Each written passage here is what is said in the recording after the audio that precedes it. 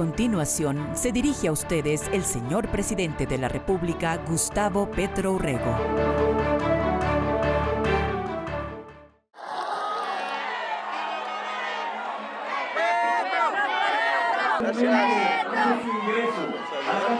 El primer distrito de la reforma agraria en Buenavista.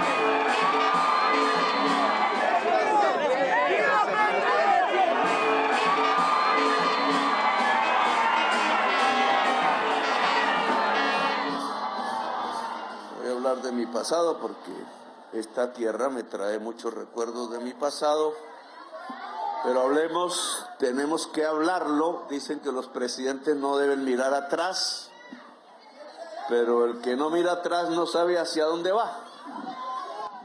Y entonces algo del pasado sí se tiene que hablar aquí. Porque en este sitio, ya lo han dicho ustedes, la ministra, quienes han hablado, enterraron la reforma agraria un 9 de enero de 1972. Años A. Yo apenas tenía 11 años, pero ya mi tío de Córdoba me lo contaba. Aquí están mis compañeros paisanos de San Pelayo, Córdoba. Les di la mano. Mi abuelo nació en 1898 en San Pelayo, que es un pueblo campesino. Y por eso mi familia siempre fue campesina, no la pueden enredar por ahí ningún perendengue, gente de trabajo, la briega, del surco y del caballo. Y me enseñaron lo que estaba pasando en el departamento de Córdoba en 1971, me dijo mi tío Álvaro.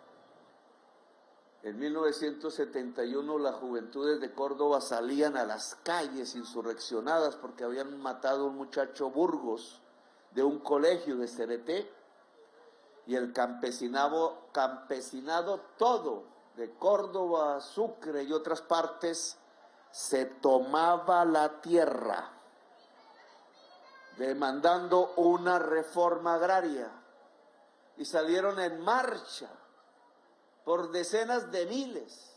Solo de Sucre y de Córdoba salieron 100,000 campesinos hacia Bogotá y llenaron la Plaza de Bolívar como nunca antes, y le dijeron al gobierno de entonces, el gobierno de Misael Pastrana Borrero, que el campesinado sin tierra, los usuarios de la reforma agraria a nivel nacional, demandaban tierra para el que trabaja, tierra para que el que trabaja.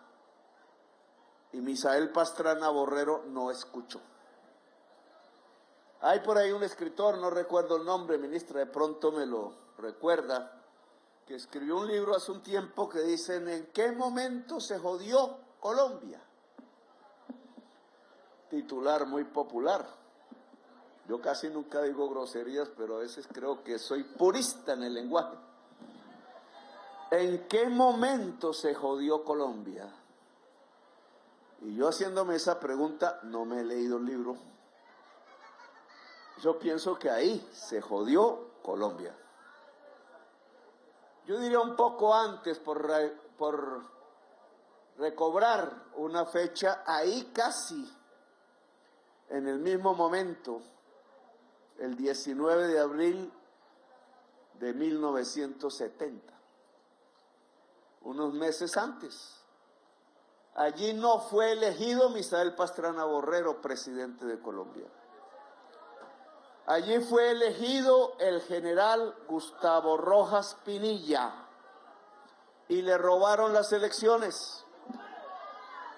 Por eso esa banderita que ya atrás está y que dicen que no la debo sacar porque no sé qué y no sé qué, tiene esos 3 colores.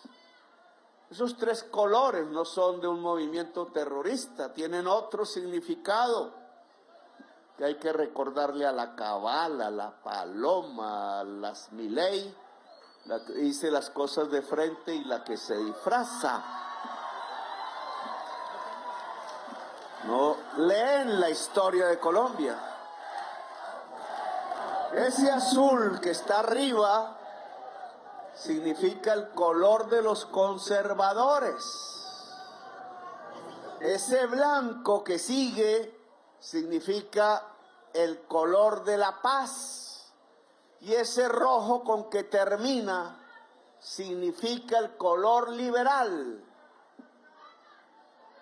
Era la paz de Colombia en ese entonces, porque los liberales y los conservadores años 50, años 60, se mataban entre sí. Y el Tolima es testigo. Yo lo recordé hablando con viejos campesinos en sus casas y durmiendo en sus catres. Eran un poco más ricos que los del Cauca y entonces tenían una nevera y cemento en el suelo de la casa y me daban jugo de naranja, que era una maravilla, y hasta chicharrón, que era un prodigio. Y me contaban de la historia de Calarma. Por ahí caminé los naranjos y cómo la gente terminaba en sus solares con las cruces de sus seres queridos enterrados, cómo las tumbas iban llenando, las veredas, fuesen conservadoras, fuesen liberales, que la mayoría del pueblo tolimense se volvió liberal. Algún influjo de la violencia lo convirtió en muy conservador. Pero esa violencia quería y tenía que cesar, y el que lo empezó a lograr se volvió presidente de la República, pero le quitaron y le robaron las elecciones. Por eso todavía hay gente que levanta la misma bandera, la bandera de una paz que se forjó, pero que no terminó con la guerra en Colombia, porque la violencia continuó y aún continúa. Y entonces nos tenemos que preguntar, ¿y entonces cómo se hace la paz en Colombia? Pues se hace no repitiendo el 19 de abril de 1970 ni el 9 de enero de 1972. Y tiene una primera familia responsable y responsable, la familia Pastrana, padre e hijo. Padre, porque aquí enterró la reforma agraria que el liberalismo había intentado hacer, porque no entendió la palabra paz, porque quiso enterrar no solamente a Jorge Eliezer Gaitán, un asesor de Uribe decía que tenían que enterrar el cadáver insepulto de Gaitán, y yo aquí repito, porque levanté su bandera por las montañas del Tolima, que a Gaitán no hay que enterrarlo, hay que revivirlo, porque su lucha por una reforma agraria y por profundizar la revolución en marcha de López Pumarejo, pues no es para enterrarlo, porque al enterrarlo lo que hacen nacer es la violencia entre colombianos, sino que es para revivir a Gaitán, porque revivir a Gaitán y la revolución en marcha y la reforma agraria es revivir la paz en Colombia. Por eso, ese 9 de abril, ese 9 de enero de 1972, Colombia se jodió, porque entró a un marasmo de violencia peor que el que ya había vivido entre liberales y conservadores y que el general Rojas quiso acabar. El ejército de Colombia en esa época quiso acabar levantando la bandera nacional, la única que está en nuestro corazón como la bandera patria, la violencia entre un pueblo campesino liberal y un pueblo campesino conservador, y la insurgencia de los chulavitas, que desde el gobierno, como los actuales paramilitares, masacraban y masacraban a caballo y a galope tendido, entrando a los caseríos, donde antes había fiesta y alegría, y había esperanza, y solo dejaban los cementerios. Ahora tenemos que solucionarlo, y por eso estamos aquí, en Chicoral. Venimos como pueblo a exorcizar este sitio de energías malignas que nos condujeron a la mayor desigualdad social del mundo. ¡Qué bonito programa! Exorcizar la violencia y exorcizar la desigualdad, porque ambos términos van de la mano. Son sinónimos en la lengua colombiana, en el español colombiano y en los lenguajes indígenas de Colombia, y aún en el lenguaje afro de Colombia y gitano, y en algunos extranjeros con lenguaje latino o en English, como en San Andrés, que es el pueblo garífuna de negros que nunca fueron esclavos en el Caribe porque se tiraban de los barcos. En esos lenguajes todos es sinónimo de desigualdad y violencia. ¿Y dónde está entonces la desigualdad? Porque resolviéndola entonces construiríamos la paz de Colombia, el final definitivo de 100 años de soledad que vivimos y que ya van para 202 siglos de soledad, en donde los hombres hemos vivido en medio de la violencia y la mayoría de las mujeres han tenido que llorar a sus hombres, sean hijos, sean amantes, sean recuerdos del pasado que ya no están.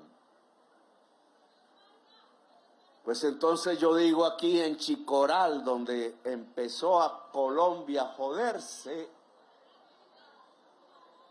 que la desigualdad está en la tierra. No hay dueño real de la tierra.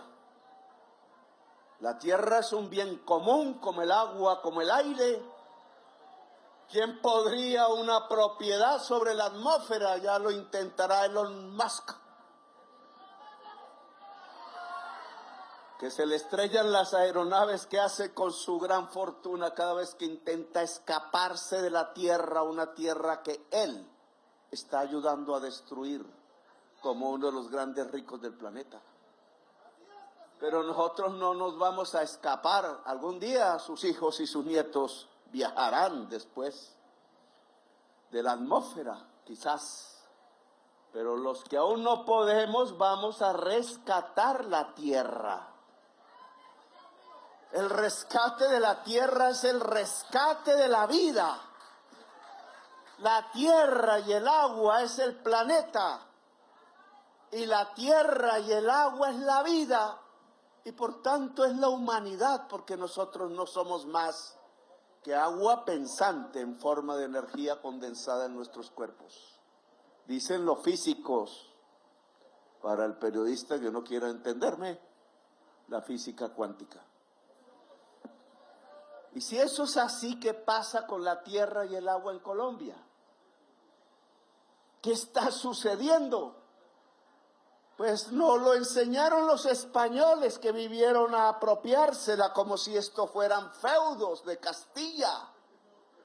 El Cid campeador, decía en alguna conferencia internacional, un héroe de ellos, los castellanos, que con armadura de hierro y muy macho, a caballo, erradicaba la cultura árabe que estaba allí en España hacía 1000 años. Hemos vivido los colombianos de hoy, desde que nos llamamos Colombia, 5 veces menos que lo que vivieron los árabes en lo que hoy es España. Y a caballo, a galope tendido, con el hierro, con la espada y con una cruz que había invertido la religión de Jesús, que dijo amar, se lanzaron a exterminar una civilización hasta que en 1492 sacaron al último guerrero de los árabes, porque las árabes y los árabes se quedaron allí. Y no se quedaron ahí en Granada en 1492, sino que en ese mismo año montaron los caballos y los hierros y la espada y la cruz invertida. y se lanzaron en las carabelas y los barcos a conquistar esta tierra y a volverla propiedad privada de unos señores que nunca dejaron de matar, que nunca dejaron de destruir el agua como en Bogotá, que la taparon y ahora es una ciudad sin agua, y que nunca dejaron de rezar al mismo tiempo, y de ahí salió la frase popular de que el que reza, ¿cómo es? El que peca y reza, empata, bueno, alguna cosa así. Y no es cierto que el que reza y peca empata, no, señores. El que peca matando a su prójimo nunca se recupera porque mata la vida. El que le miente al pueblo nunca se recupera porque mata a su patria. No hablo del deseo a la mujer ajena porque no me meto en esos temas. Pero no es cierto que el que peca y reza empata. El que peca debe ser sacado del poder o darle la segunda oportunidad para que tenga la posibilidad de arrepentirse. Él y ella, porque ella debe estar en el poder debe ser del pueblo. Pues bien, ese 9 de enero de 1972, aquí decretaron mucho más de un siglo y medio, de 5 siglos desde la colonia española, que la tierra seguía siendo de los castellanos, del Cid campeador, del hombre a caballo matando gentes humanas solo porque tenían una cultura diferente. Llegaron en sus carabelas y los árabes eran los marineros, y llegaron primero los árabes que los castellanos, porque los castellanos primero mandaron a los marineros a ver si los que ancestrales estaban aquí los recibían bien o mal, y después se bajaba el castellano a caballo y mataba a todos. 500 años vamos a festejar de eso en Santa Marta. No sé si hayan samarios por aquí, magdalenenses. Y no va a ser un homenaje a la conquista. Ojalá la hija del rey de hoy me acompañe. Pero va a ser un homenaje a la libertad y a la unidad del pueblo del Caribe y al encuentro, no al desencuentro violento, sino al encuentro entre las culturas en plural mediterráneas y las culturas en plural caribeñas. Así que los invito a ir en masa campesina hacia Santa Marta a festejar esos 500 años que fueron de esclavitud, de servilismo, pero que tienen que ser de libertad si así lo decidimos, si somos capaces de revivir no solamente a Gaitán, sino a Melo el tolimense, aquí está el libro, y a Bolívar. Melo, tengo el sueño, he hablado ya con 2 presidentes de México, nació en Chaparral. Es el único presidente indígena de Colombia. Lo eligieron los obreros bogotanos que hacían paños. Y era el general mayor del Ejército Libertador, el mismo de Bolívar, en 1850. Y había batallado como jovencito, siendo teniente del Ejército Libertador e indígena, en las grandes batallas de Bolívar y Sucre. Y a la muerte de Bolívar fue a Venezuela a decirle a Páez que no dividiera la Gran Colombia, y que era el gran error de Páez, Santander y Flores, porque hoy seríamos una potencia mundial. Melo siguió levantando la bandera de Bolívar como el general máximo del Ejército Libertador y propuso la liberación de los esclavos, porque habían engañado a Haití, que nos dio los barcos y las armas y sus hombres para ayudarnos, solo a cambio de libertar a los esclavos negros de Colombia. Y mataron a Bolívar en el intento de liberarlos, y Santander le dio la espalda a la promesa y continuó siendo esclavista y apareció lo que llamamos la oligarquía nacional. La oligarquía nacional es heredera de los esclavistas, tiene sus apellidos. Por eso trata al pueblo de Colombia como esclavos. Por eso trató a la mayoría campesina, que era el pueblo de Colombia, como siervos de la tierra. Y por eso los masacró cada vez que había una violencia. Y tuvimos muchísimas violencias. Colombia no ha conocido la palabra paz. Porque estos hombres de sangre indígena, considerados raza inferior, incluso no humanos, por los que tenían la cruz invertida, aún con armas del Ejército Libertador, y siendo presidente de Colombia, decidió con algunos otros liberales que no habría más esclavos en Colombia.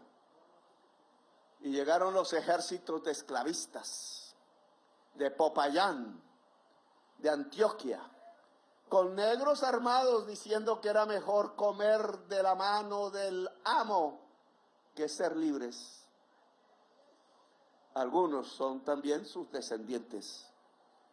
Y fue derrotado, y ahí murió el Ejército Libertador. El último general del Ejército Libertador es un hombre del Tolima, de la Gran Chaparral.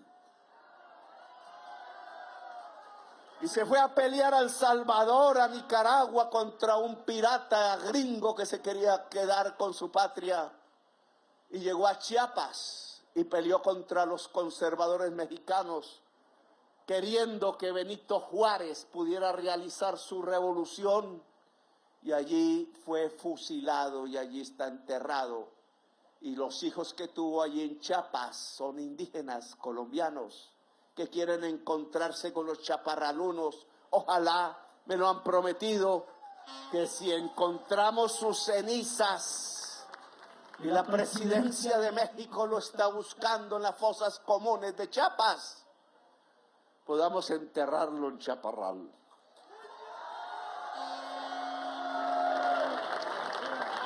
El único presidente indígena de Colombia y el último general del Ejército Libertador, y aún no podemos enterrarlo en donde nació y en su patria, porque lo que gobernó de ahí en adelante fue la oligarquía, los mismos herederos de los esclavistas, que son los mismos.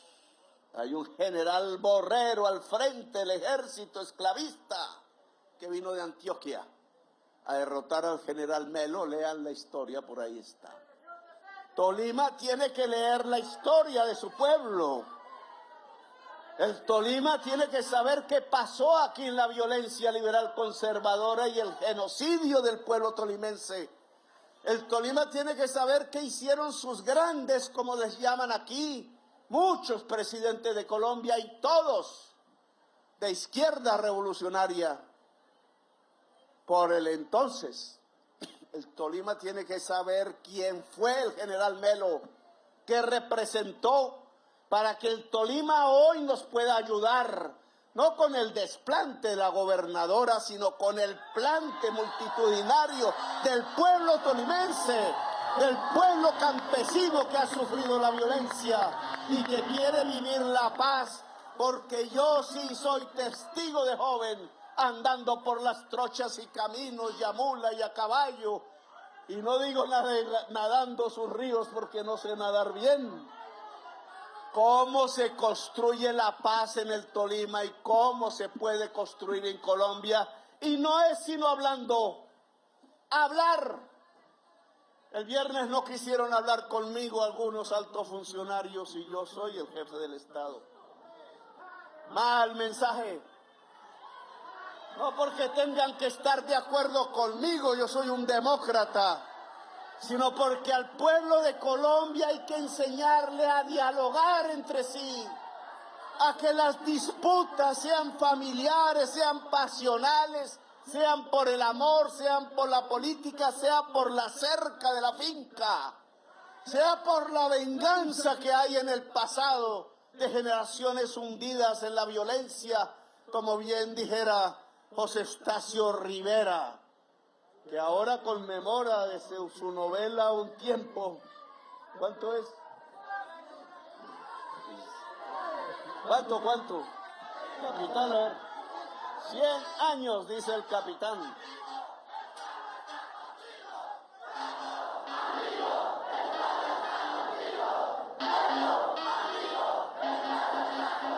Los 100 años de la vorágine que hay que leer también son 100 años de soledad.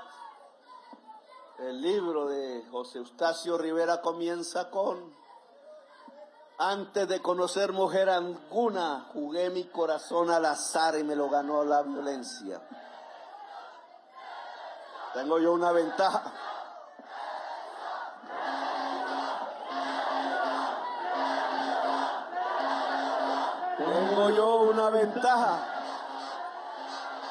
Antes de jugar mi corazón al azar, me lo ganó una mujer, entonces me salvé. Me fue algo mal, pero bueno. La violencia se arregla hablando,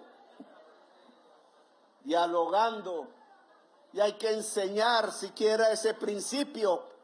Puede que nos abofeteen en la primera conversación. A veces los hombres lo sabemos, o al revés. Pero hablando se entiende la gente. El ser humano es un animal parlante. Y esa parla nos la entrega el cerebro y el corazón. Parlar, la palabra latina. Hablar, dialogar. Dialogando se arreglan los problemas que tenemos en Colombia. Complejos cada vez más. Porque en 1972 no había cultivos de hoja de coca en el país que no fueran los culturales indígenas. Yo le tengo que echar la culpa a Misael Pastrana Borrero del narcotráfico en Colombia. Porque al quitarle la posibilidad de la tierra fértil al campesinado, lo que surgió después de 1972 fue un campesinado colono que ya venía atrás, pero no era tanto, rompiendo la selva que había en el Magdalena Medio, en el Catatumbo, la selva chocuana, la selva nariñense y caucana, la selva, la inmensa selva amazónica de donde nace la vida, el corazón del mundo, que es el corazón de la vida en el planeta. Nació el narcotráfico y ahora es gravísimo. Lo manejan mexicanos, brasileros, franceses, norteamericanos, croatas, turcos, colombianos, indudablemente. Ya se extendió a Uruguay, Brasil, Ecuador, Chile, Argentina. Es un problema mundial que solo se arregla legalizando la droga. Porque yo vuelvo a decirlo, así me saquen los memes que quieran. El whisky mata más que la cocaína y el cigarrillo mata más que la marihuana. Solo que hay una diferencia. El whisky lo hacen allá donde está el poder mundial. Y la cocaína la hacen aquí unos mafiosos que dejarían de ser mafiosos de inmediato y el negocio se acabaría. Pero es del sur y entonces con ese cuento nos están dominando, se están tomando la policía, el ejército, los jueces, los congresistas y los presidentes. Aún es difícil de entender eso, pero lo que sí no es difícil de entender es que quienes se tienen que ir a la cárcel por una sustancia prohibida en el mundo no son los campesinos productores de hoja de coca, no son los jovencitos que por ahí están en un parque porque no tienen oportunidad, porque no tienen universidad, porque no se leen ya los libros, porque no les enseñaron a leer en una educación paupérrima para pobres, para empobrecer el espíritu de la gente del pueblo, embrutecerlo a través de las emisoras de la oligarquía. Esos no son los que deben llenar las cárceles de Colombia como hoy las llenan. Entonces les parece importante llevar a la cárcel a EPA, que es uribista, pero es mujer pobre, levantada y rebelde. Rompió un vidrio y ya le pusieron 5 años y lo pagó. Pero ¿cuánta cárcel llevan los que le rompen la vida a los colombianos? Visten corbata, están en los clubes y a ellos nunca los ponen presos. ¿Cuántos oficiales y soldados de todas las ramas y la policía, capitán, están procesados por fusilar con armas públicas a los jóvenes de Colombia? No lo voy a poner a contestar porque no lo meto en problemas, pero son miles, miles. ¿Y dónde están los de corbata que dieron la orden? ¿Dónde está el ministro Ospina que firmó la resolución 039? ¿Y dónde está el que le dijo sí al ministro Ospina para que hiciera tamaña bestialidad de volvernos a traer las violencias de los tiempos liberales y conservadores cuando se mataban entre sí y le pagaban desde el gobierno al conservador que matara a un liberal dinero? Y la forma y la prueba era traer dedos u orejas cortadas. Nuestra historia se repite como 100 años de soledad y ahora la excusa entonces es el narcotráfico. Pues yo ordené que la policía se dedica no a perseguir jóvenes en los barrios o campesinos en las veredas.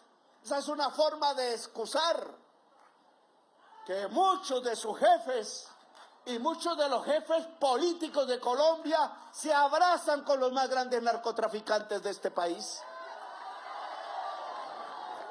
Les ayudan a armarse y matan al pueblo, y por eso hay, desde donde se cuente, desde el 9 de abril de 1948, cuando la oligarquía colombiana asesinó a Jorge Eliezer Gaitán para no hacer la revolución en marcha y para no hacer la reforma agraria, 700.000 colombianos muertos entre sí. No hay pueblo en el mundo, no existe ningún rincón en la tierra donde una nación se autodestruya durante tanto tiempo, por generaciones, matándose entre sí. Y aún estamos aquí. Somos grandes porque resistimos. Somos grandes porque aquí en el mismo sitio donde desataron la masacre sobre el pueblo campesino de 1971, sus marchantes y sus organizaciones campesinas, sus hijos, sus nietos quizás, se vuelven a reunir a levantar la bandera. Levanta la bandera, dice una canción de aquellos que estaban en las barricadas en 1936, en una ciudad que se llama Barcelona. Levanta la bandera revolucionaria, que no es del que levanta el fusil, sino que es del pueblo de Colombia.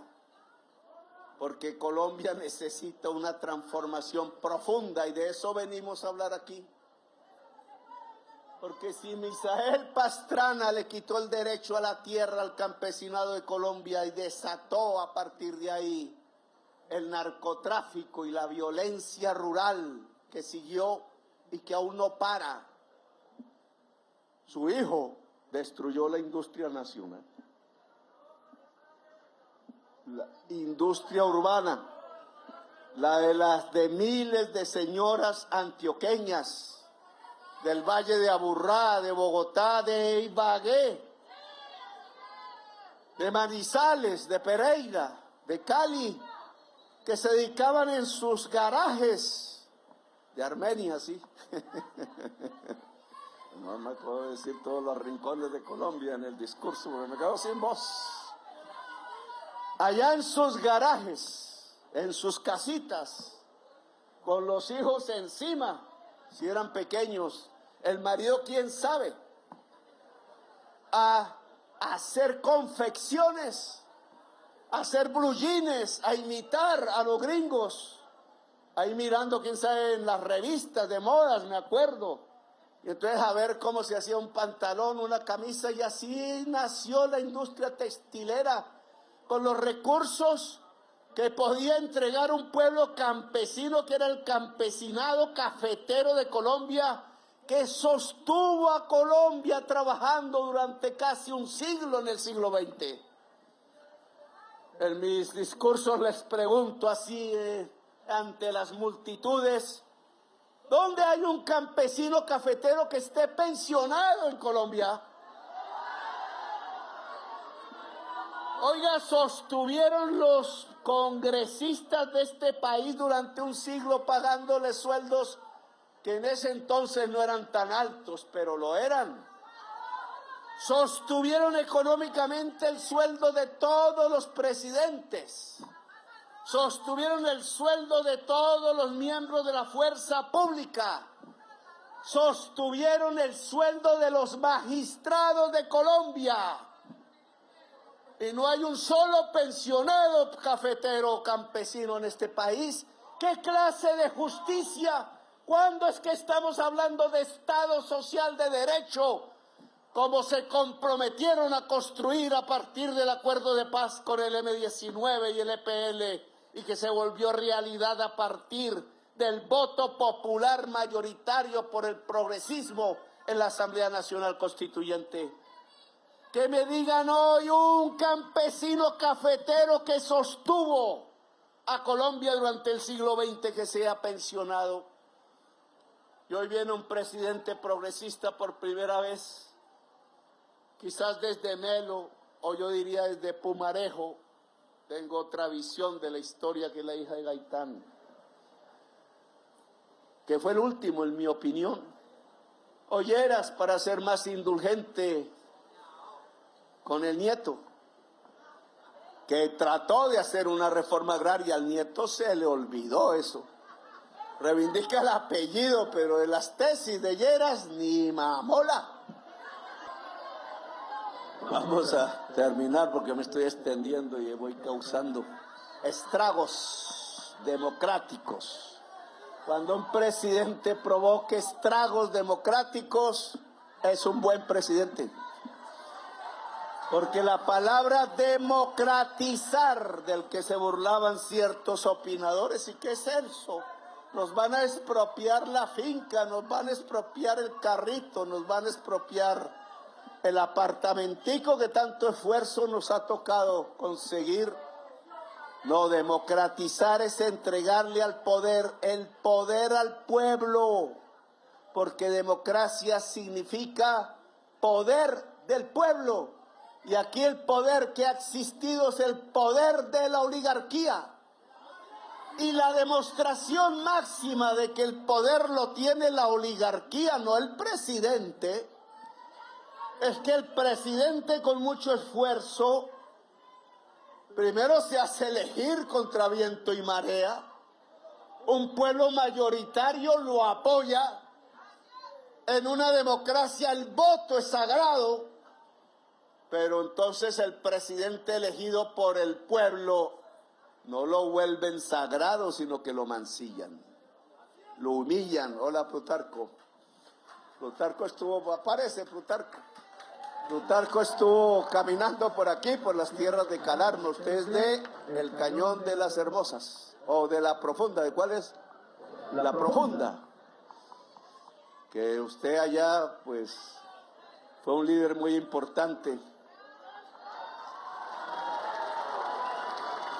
Plutarco no dejó morir nuestro espíritu aquí en el Tolima, lo mantuvo vivo y gracias a eso estoy aquí. Así que gracias, Plutarco, campesino tolimense.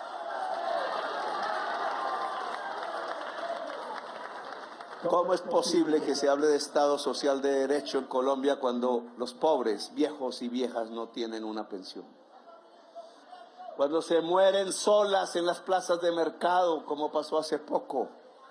O cuando los viejos terminan alcoholizados de la tristeza en una banca del parque. Los parques municipales de Colombia se volvieron parques de viejos y no parques de jóvenes. Ya no se enamora en los parques de los municipios de Colombia, porque ya no hay sino viejas y viejas, viejos sobre todo, tomando y tomando ron porque el hambre no se calma, porque no hay dónde ir ni dónde dormir, porque no hay un abrazo ni siquiera de un hijo o una hija, porque muchos están abandonados.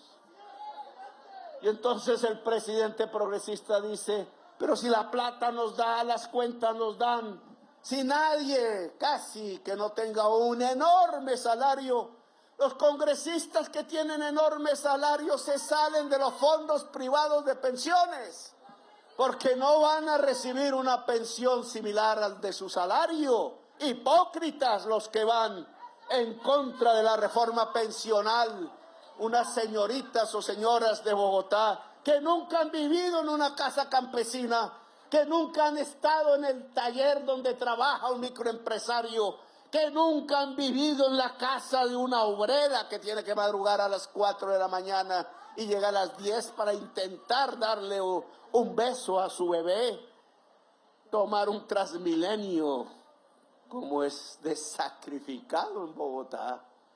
Trabajar y pasa el tiempo y se fumó la vida y el amor se fue y queda sola y las hijas se fueron, para bien o para mal, triunfaron o no triunfaron en su escogencia, y el hijo se fue a los Estados Unidos a ver si conseguía algo y lo traen en cadenas como si fuera un animal, y entonces no tiene una pensión. Su esfuerzo no tiene una recompensa, entonces no se le puede entregar al campesino cafetero o arrocero o yuquero o maicero una pensión cuando ya está viejo y no puede doblarse sobre el surco después de haber dedicado toda su vida a doblar su espalda en el surco, sobre el surco y bajo el sol, para traerle alimentos al magistrado, al congresista, al presidente, a los ricos de este país. Entonces, ¿qué clase de justicia social estamos hablando? Entonces, ¿de qué pacto democrático estamos hablando? Entonces, ¿de qué Constitución del 91 estamos hablando? De la misma que había en la época de los esclavistas, donde se decía que los esclavos eran propiedad privada y que había que indemnizar a los dueños de esa propiedad privada, o si no, no dejaban libertar al ser humano de cadena de piel negra que habían traído en los barcos desde su país a la fuerza. No, nuestra Constitución no es la de los esclavistas. Nuestra Constitución no es de la oligarquía. Nuestra Constitución habla de justicia social.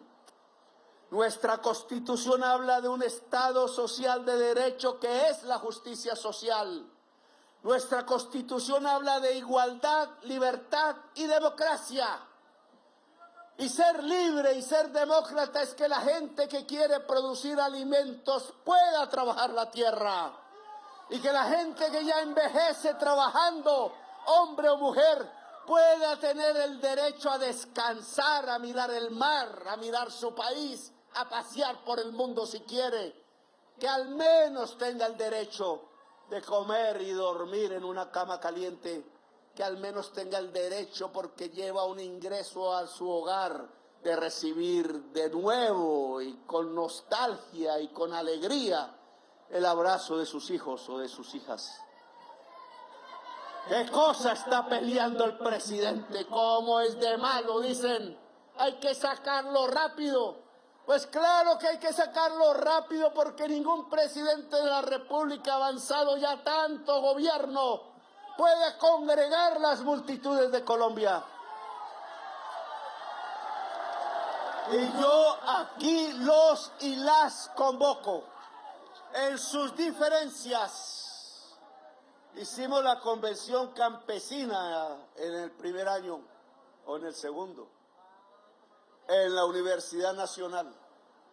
Y todas las organizaciones que había en ese entonces se reunieron y hablamos, dialogamos, y de ahí salió una plataforma. Yo sé que el campesinado de Colombia es diverso, culturalmente, obviamente, No es lo mismo un costeño con un nariñense. No es lo mismo por ramas de producción. Que han construido culturas propias.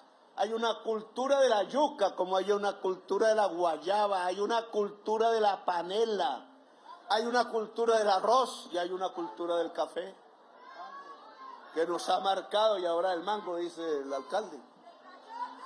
Somos diferentes, claro, hay un campesinado que por generaciones tiene una parcelita en Cundinamarca o en Boyacá, andina, o en el Antioquia andino, o en el Tolima, o en la zona cafetera, pero ahí llegaron no tanto generaciones de muy antes, sino gente de Amula caminando por las trochas desde Antioquia y construyeron una cultura que es la cultura cafetera, que es la que sostuvo a Colombia durante el siglo XX.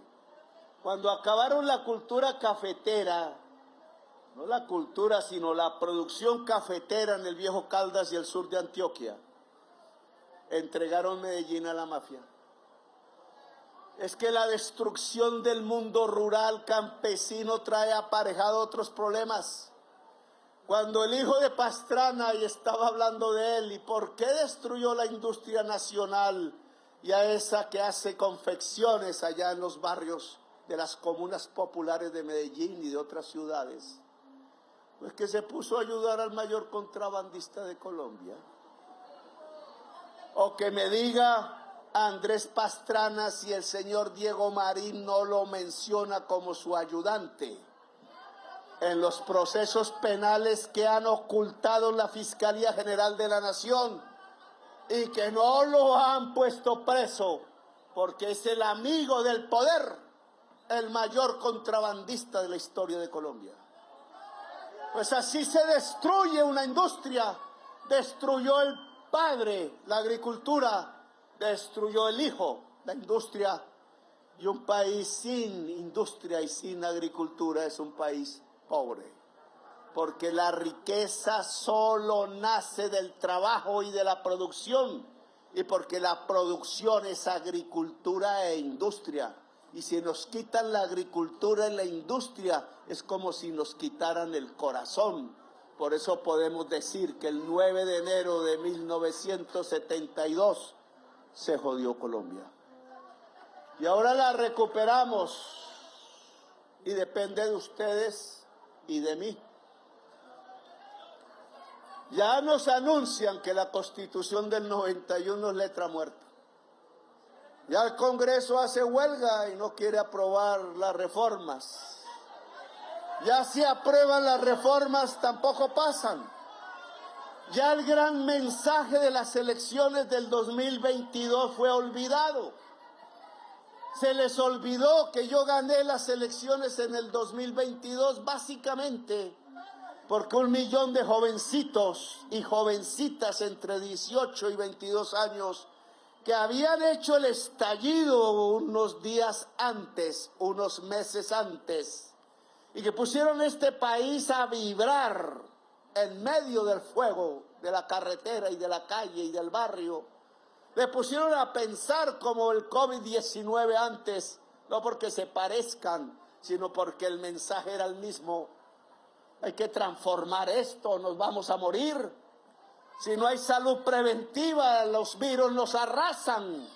Si no hay oportunidad para la juventud, el virus de la ignorancia hace destruir a Colombia.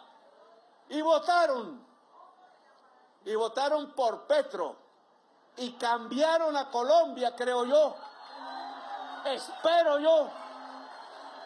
Cambiaron la historia, no es una moda, no es un maquillaje. Si los de antes vuelven las tinieblas, vuelve la sangre, vuelve la masacre.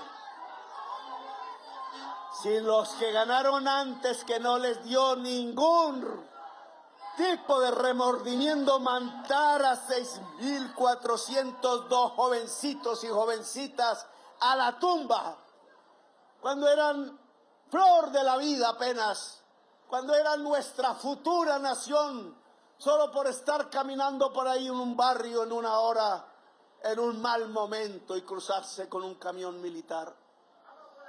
6.402, y no hablar de lo que pasó en la Comuna 13, donde murieron otros 400 que aún no aparecen, aunque ya algunos aparecen en la comuna, en la Escombrera. Oiga, ¿cómo les gusta matar a la juventud?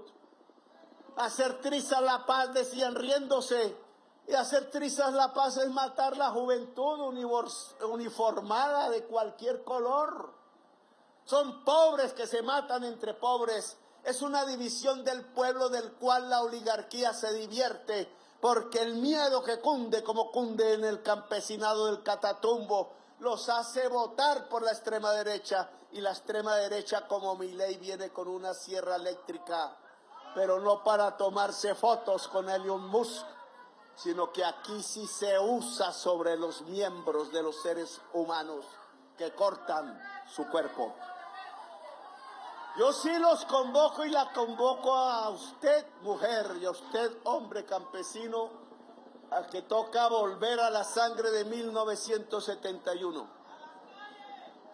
No a derramarla, sino a la pasión de 1971, que toca convocar una gran movilización campesina, nacional, pacífica pero decidida, que el pueblo no se puede callar. Cuando ascendía Hitler al poder, unos jóvenes alemanes hicieron una agrupación que se llama la Rosa Blanca y denunciaron que su gobierno, el gobierno de Hitler, estaba matando millones de judíos. Lo denunciaron al mundo. Fueron fusilados, decapitados en 1943. El domingo hay elecciones en Alemania, creo, y están haciendo la Rosa Blanca de nuevo en Alemania. Pequeña, pero sube y suben las encuestas. Nosotros aquí necesitamos una rosa roja y una rosa amarilla y una rosa de todos los colores, porque somos de todos los colores. Y necesitamos levantar la bandera de nuevo, porque lo que hicimos en 1922, en 2022 y en 2021 no se puede olvidar ni dejar pasar a la historia, porque nos devolverán a la masacre. Y 100 años de soledad tiene que terminar, porque tiene que terminar. La nación colombiana será muy fuerte, muy poderosa. Será el corazón del mundo, porque estamos en el corazón del mundo, pero al mismo tiempo será el corazón de la vida. Fue la promesa de campaña y debe cumplirse en esta generación, en estos años. Por eso el tema no es si me reeligen o no. El tema es que hay que reelegir el proyecto, hay que reelegir el programa, hay que hacer más y más. Apenas esto comienza. Y este nuevo comienzo de la patria colombiana, ojalá latinoamericana y caribeña, es el comienzo de una democracia real y viva y multicolor. Es el comienzo de una justicia con nosotros mismos, que nos lo merecemos, con nuestros abuelos, nuestros padres que se lo merecen, con quienes cayeron ensangrentados por centenares de miles en esta tierra, por el amor, porque somos poderosos y hemos resistido los 100 años de soledad. Es que entonces, sobre los 100 años de soledad y las tumbas de los aurelianos, nos levantamos. Levantamos la bandera y no la vamos a dejar bajar. El poder, cada gobernante aquí presente, es para el pueblo, no es para el grupo, no es para la secta, no es para los ricos, no es para el tecnócrata. El poder, si quieren seguir gobernando conmigo a mi lado, es para el pueblo y nadie más. Toda actividad del gobierno nacional a partir de ahora es hacerle caso a la Constitución de 1991 y obedecerla. Aquí construimos el Estado social de derecho. Aquí construimos los derechos y las libertades del pueblo. Y la manera de lograrlo no es suplicando, es tomando los espacios del poder que el gobierno debe permitir de acuerdo a la orden de la Constitución Nacional que nos rige. La Constitución en este gobierno se respeta y se hace vida y realidad, porque la Constitución lo que quiere es un pueblo hermoso y justo, igualitario, y lo que quiere es que nos equilibremos entre nosotros, hablemos entre nosotros, nos liberemos entre nosotros, hombres y mujeres, y nos liberemos de la esclavitud de estar matando la naturaleza. Porque Colombia es la potencia mundial de la vida. Porque Colombia es el país de la belleza. Porque Colombia es el corazón del mundo y a mí me tocó ser el presidente del corazón del mundo, como dicen los indígenas de la Sierra Nevada de Santa Marta. Porque Colombia es la esperanza de la humanidad a través de su exuberancia vital. Porque la humanidad hoy debe apoyar la vida y negarle los espacios a los guerreros de la muerte, a la codicia. La codicia es el enemigo de la vida. La codicia es el enemigo de la vida. Y los grandes codiciosos deben retroceder en el planeta y en nuestro país para que la vida sea y nunca sea, como dijera Carlos Pizarro, cortada en primavera. ¡Que viva Colombia, potencia mundial de la vida! ¡Que viva la gran movilización nacional campesina! ¡Que viva la gran movilización nacional popular! Por la vida, la justicia y la democracia. Gracias por haberme escuchado, muy amables. Muchas gracias. Por favor, nos mantenemos en nuestros lugares, por favor.